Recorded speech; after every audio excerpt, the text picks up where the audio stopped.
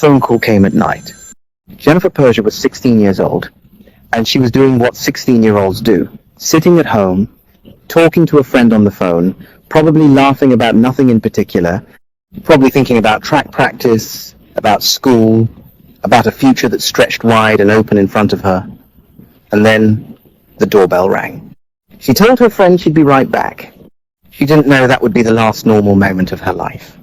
That was the 4th of April, 1994. Magnolia, New Jersey. A quiet suburb of Camden County, the kind of place where everyone knows their neighbors, where kids walk home from school without a second thought, where front doors are sometimes left unlocked because nothing bad ever really happens here, or so everyone believed. Stay with me. Because what happened next shook that entire community to its foundation, and the answers wouldn't come for more than 30 years.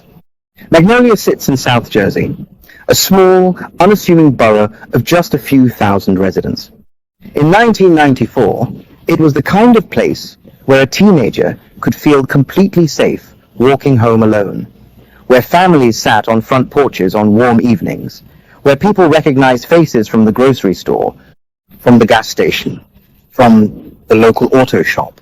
It was ordinary life in the most beautiful sense of the word, and Jennifer Persia was right in the middle of it. She was 16, a sophomore at Sterling Regional High School. People who knew her described her as bright, talented, and caring. Jennifer wasn't just going through the motions of high school. She was someone who showed up. She competed on the school's track and field team, which tells you something about her. Track takes discipline. It takes the willingness to push through discomfort alone on a course against the clock. Jennifer Persia was that kind of person. She didn't quit. She didn't shrink. Her favorite color was purple, and her family knew her as someone full of warmth and energy. Her mother, Georgia McNair, was still living at home. So was her stepfather, Mickey McNair. Jennifer's sister Carol was part of the picture too, older, watchful, loving, in the way older sisters are when they don't always say it, but they're always there. Jennifer's father, Mark Persia, was a presence in her life as well. She was surrounded by people who loved her. She was surrounded by family. And there's something about that detail, surrounded by family, safe at home, that makes what happened on April 4th so deeply, viscerally wrong. Because home is where you're supposed to be safe. Home is where nothing can reach you. Home is where the door closes and the world stays outside. For Jennifer, home became the place where everything ended. That evening, the 4th of April, 1994, Jennifer's parents were not home. She was alone. She was on the phone with a friend, and at some point, there was a knock at the door. According to what Jennifer told that friend, during the call, a man came to the door and asked for her mother and stepfather. They weren't home. Jennifer told the man this, and that should have been that. A simple, uneventful exchange at the front door of a house on Jefferson Avenue. But then, Jennifer told her friend something else. The same man was walking past the house again. Think about that. Not walking away. Not gone. The same man walking past the house again. Whether Jennifer felt the unease in that moment, whether the weight of that detail registered, we don't know. We only know what happened next. At 8:45 that evening, members of the Magnolia Police Department responded to the 100 block of Jefferson Street after receiving a report about an unconscious individual. What they found inside that home was devastating. Jennifer Persia was lying on the living room floor. She had suffered multiple stab wounds. Investigators would later determine she had been stabbed more than 20 times. There was a cloth ligature around her neck. She had been beaten. She had been strangled. The medical examiner's report would confirm a cause of death involving multiple incised wounds to the neck and chest, ligature strangulation, and multiple sharp and blunt injuries. Jennifer was pronounced dead a short time after officers arrived. She was 16 years old. Her sister Carol arrived at the house and saw the crime scene tape before she even got out of the car.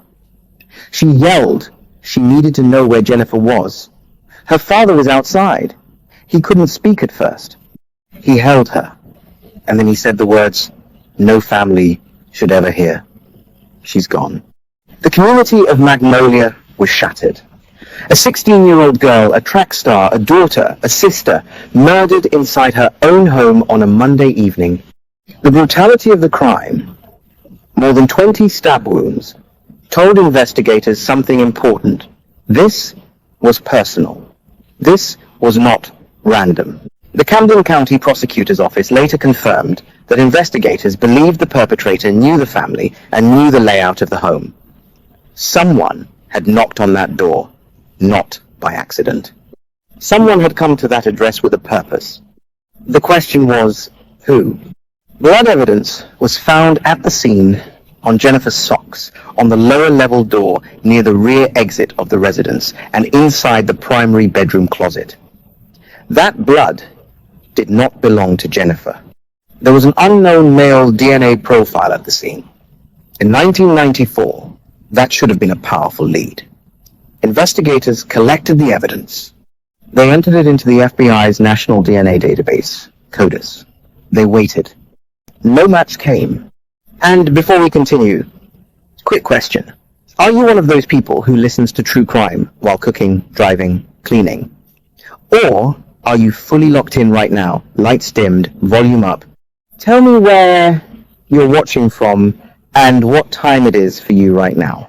I genuinely want to know who's staying up way too late solving mysteries with me.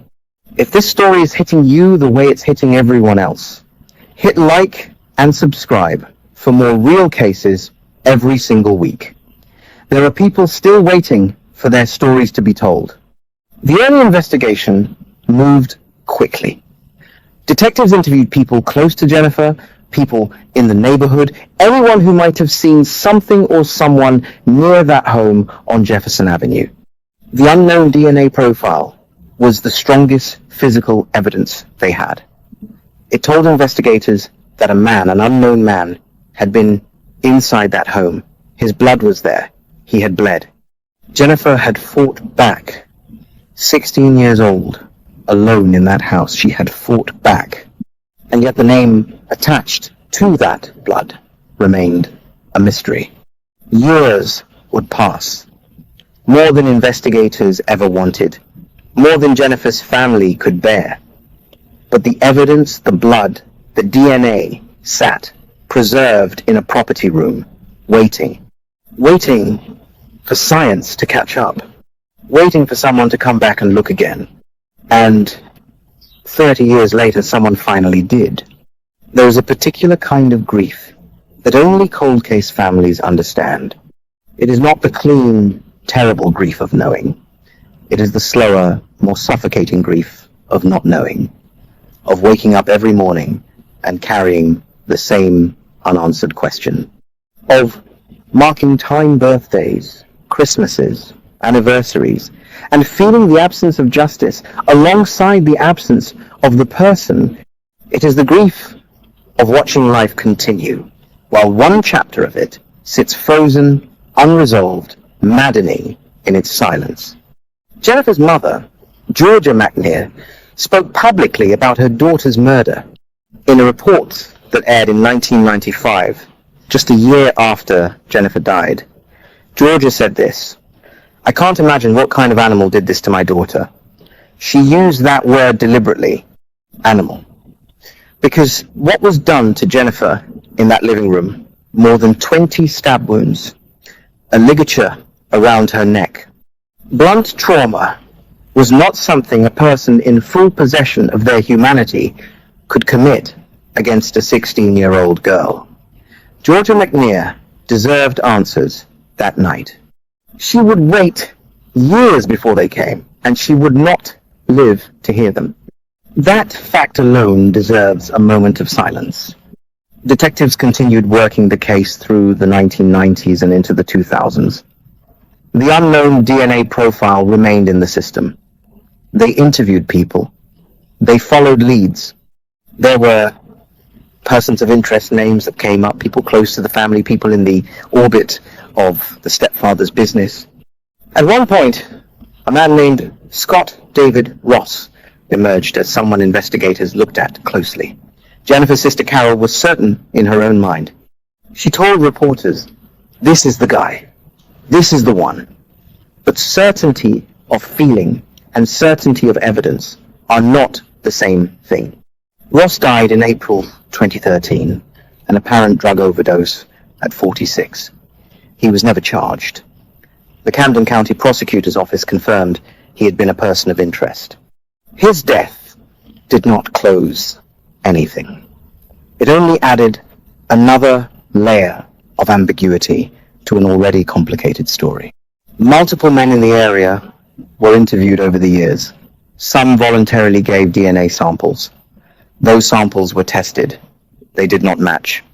Polygraphs were administered. Investigators worked. They did not give up. But the truth is, working hard and working successfully are not always the same thing. The technology of the 1990s and 2000s had limits. The DNA database had limits. The match that investigators needed simply was not there, not yet. Jennifer's father, Mark, kept waiting. Jennifer's sister, Carol, kept waiting. The community of Magnolia kept watching, hoping. In Albertson Park, a quiet public park in the borough, a gazebo was built and dedicated to Jennifer's memory. A plaque was installed there. It reads, "Jennifer Lynn Persia, in the arms of God and in peace with the angels.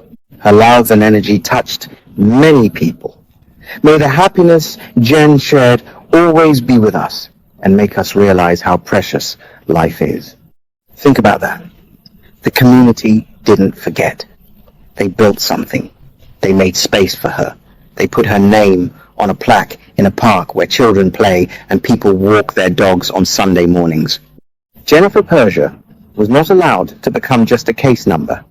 She was kept alive in memory, in flowers, in stone, in the stubborn refusal of a family and a community to let the silence be the final word. But inside the prosecutor's office, the case sat cold. The years moved forward. Detectives who had worked Jennifer's case retired. New investigators came in. The box of evidence from Jefferson Avenue, Magnolia, the 4th of April, 1994, remained in storage. The DNA profile of an unknown male, preserved, waiting. In 2021, investigators sent the blood sample from Jennifer's crime scene to a genetic testing laboratory. They were hoping, after all those years, that new technology might produce what the old systems could not. The result came back. No match. It was another door closing on a family that needed doors to open. But something else was happening, quietly, methodically, in a case connected to Jennifer's, in a way no one yet understood. 5 months before Jennifer was murdered, in November of 1993, a 24-year-old woman named Marebeth Welsh had been killed in Camden County. She had been strangled. She had been sexually assaulted. Her body was found on a sidewalk on Jackson Street in Camden. The crime scene told investigators she had been moved there after her death, and the back of her clothing was dry, despite rain that had fallen hours before she was discovered. Marebeth was a mother of 2. She was from the Philippines, and she worked at a popular local restaurant. She had a daughter who was not yet a year old when she died. That daughter's name was Melody. The 2 cases, Marebeth Welsh in 1993 and Jennifer Persia in 1994, were not initially believed to be connected. They happened in different locations, different victims, different methods in certain respects.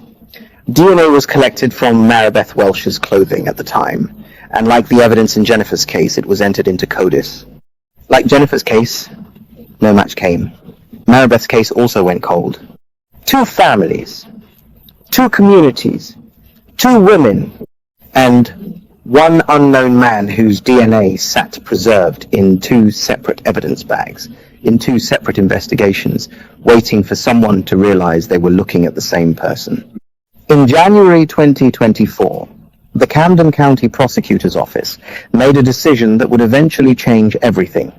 They established a full-time homicide cold case unit, a dedicated team of investigators whose sole purpose was to find the cases that modern science might now be able to solve. Sergeant Dennis Convery and Detective Daniel Crawford were part of that effort. Convery had worked Jennifer Persia's case for a decade of reports, interviews, leads, dead ends, and the weight of a family's grief pressing on every working day. He said later that for some time, Jennifer's family did not have much hope. But he also said, "My determination wasn't going to let me stop." In August 2025, Welsh's shirt and underwear were resubmitted to the New Jersey State Police Office of Forensic Sciences for additional DNA analysis. The technology available in 2025 was not the technology available in 1994 or even 2021. The analysis was sharper, deeper, more capable of extracting a usable profile from older biological material. The DNA profile that came back from Marebeth Welsh's clothing was entered into the FBI's system. It matched the unknown male DNA from the scene of Jennifer Persia's murder. The same man, the same DNA, 2 murders, 2 families, 1 unknown suspect, and now a thread connecting both cases pulled taut after more than 30 years. That thread had a name. It would just take a little more work to find it. Investigators turned to investigative genetic genealogy, a process that had already cracked open some of the most notorious cold cases in American history. Working with Parabon Nanolabs, they began tracing the unknown male DNA profile through family relationships, through genealogical databases, through the careful mapping of biological connections. It is painstaking work. It is also, when it works, extraordinary. And it worked. A suspect was tentatively identified. A name emerged from the science. A real person connected. Investigators would learn to the Persia family in a way that no one had fully examined. That person was Francis T. Schooley. Francis T. Schooley had been a real man with a real life in South Jersey. He was from Mantua Township in Gloucester County, not far from the quiet borough of Magnolia. He had been, by all external appearances, an ordinary person, a man connected to the local community, to local businesses, to the ordinary texture of life in South Jersey in the early 1990s. Nobody had pointed at Francis Schooley in 1994. His name had not appeared in the original investigation. His face had not been shown to witnesses. He had moved through the aftermath of Jennifer Persia's murder without scrutiny, without suspicion, without consequence. And he had done so for 26 years until his death in 2000 at the age of 39. Investigators learned that Schooley had performed construction work at the Persia family's home on Jefferson Avenue. He had also worked at Sterling Auto Shop, a business partially owned by Jennifer's stepfather, Mickey McNear. In fact, Schooley had been a part owner of a mini race car that was sponsored by Sterling Auto Shop. That is the link, that is the thread that connected this man to that family, to that house, to that door on Jefferson Avenue that Jennifer answered on the evening of the 4th of April, 1994. Schooley knew the family. He knew the home. He had been inside it. He had a reason to know the layout. This is the detail that stopped investigators in their tracks. When the prosecutor's office had stated years earlier that the perpetrator appeared to know the family and know the home's layout, they were right. They had been right all along. The evidence pointed in a direction. The problem was that the direction didn't yet have a name attached to it. Now, it did. To confirm the identification, detectives approached Schooley's family. In January 2026, they met with a parent of Schooley and obtained multiple buccal swabs, cheek swabs, used to extract DNA for comparison. A sibling of Schooley was also interviewed. That sibling was shown a photograph of Marebeth Welsh. The sibling confirmed it. Welsh had been seen with Schooley before her death. The biological connection and the circumstantial connection were converging on the same point. The lab analysis was definitive. The kinship testing showed that it was 4.8 million times more likely that the source of the DNA profile was a child of Schooley's parent than if the DNA source and Schooley's parent were completely unrelated. In early March 2026, investigators concluded there was sufficient probable cause to show that Francis T. Schooley was the source of the unknown male DNA found at Jennifer Persia's crime scene and on the clothing of Marebeth Welsh. 4.8 million times. Not a probability. A certainty in every way the law and science could confirm. On the 9th of April 2026, Camden County prosecutor Grace C. McCauley stood before cameras and microphones and made the announcement. She said, "Thanks to remarkable advances in DNA technology and diligent detective work, we have finally been able to bring answers to two families who have waited decades for justice." She acknowledged what everyone in that room understood, that identifying Schooley could not restore Jennifer or Marebeth to their families. However, she said, "We hope this development offers a measure of justice as well as some comfort to their families." They would have charged him, the prosecutor made clear. If Schooley were alive today, he would face murder charges in both cases. The evidence was sufficient. The case was closed not by a verdict, but by science, by the preserved blood of a killer who left himself behind at the scene of his crime and could not outrun the decades that followed. The people who had kept this case alive sat in that press conference room. Jennifer's father, Mark, her sister, her nieces, Marebeth Welsh's daughter, Melody, who had been less than a year old when her mother was murdered, and who was now a mother herself, holding her own young child, Marebeth's granddaughter, a child who would grow up knowing the name of the man responsible. Melody said simply, "It was very unexpected, but grateful for all their hard work." Sergeant Dennis Convery, the investigator who had spent a decade on Jennifer's case, spoke with visible emotion. "Comforting to be able to go to Mark with some good news," he said. He gave credit to the detectives who had worked the case in the 1990s and long since retired. Their reports were very detailed, that helped us look at who we needed to revisit, who we needed to talk to again. If they had the technology we had today, there is no doubt these cases would have been closed then. Magnolia's mayor, Betty Ann Cowling Carson, who has held office since 1991 and lived through the original shock of Jennifer's murder, said, "It feels closure for the town and community. It was wonderful. When I found out, I couldn't sleep." Magnolia Police Chief John Houston added, "Our hearts are with her family, and while the results of this investigation cannot bring her back, we hope it offers them a measure of peace." And in Albertson Park, the gazebo still stands. The plaque still reads her name. Jennifer Lynn Persia. Bright, talented, caring, a track star, a daughter, a sister, someone whose love and energy touched many people. Someone who fought back, alone in her house at 16, who left behind the evidence that would ultimately name her killer 3 decades later. There are things we still don't fully know. We do not know with certainty why Schooley came to that door on Jefferson Avenue on the 4th of April, 1994. We know he had a connection to the stepfather, to the business, but the precise motive behind what happened that night remains officially unconfirmed.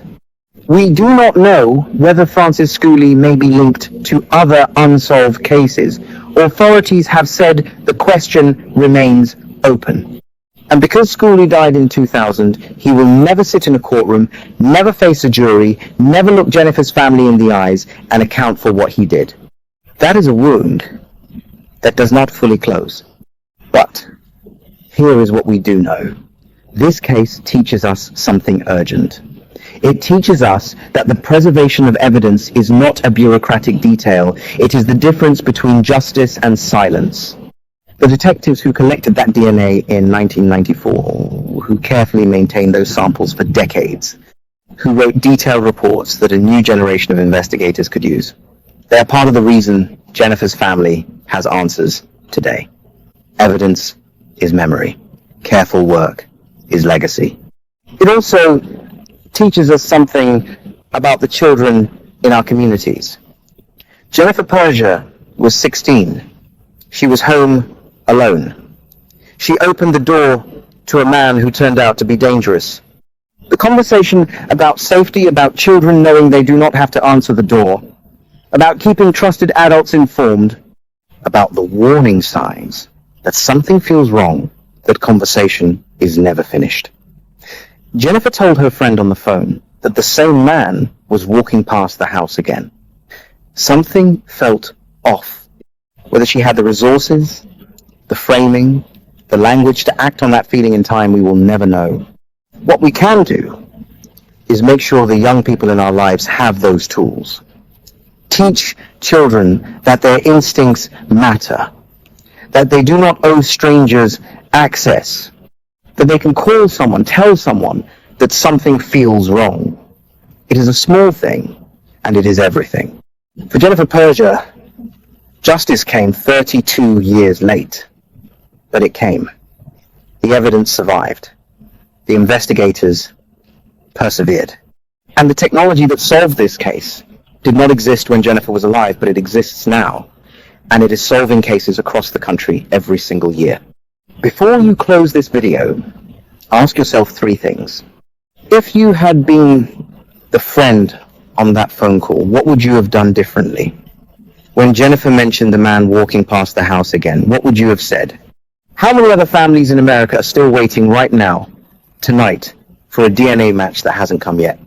And what does justice actually mean when the person responsible never faces a courtroom, when the only verdict is a number 4.8 million times more likely delivered to a family in a press conference room decades after the loss? There are no clean answers, only the truth, moving slowly through time, finding its way home. If this story stayed with you, and I think it did, please subscribe, leave a comment with your thoughts, and share this with someone who needs to hear it.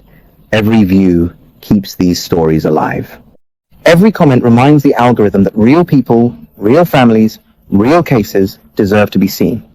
Jennifer deserved her future. This is the least we can do.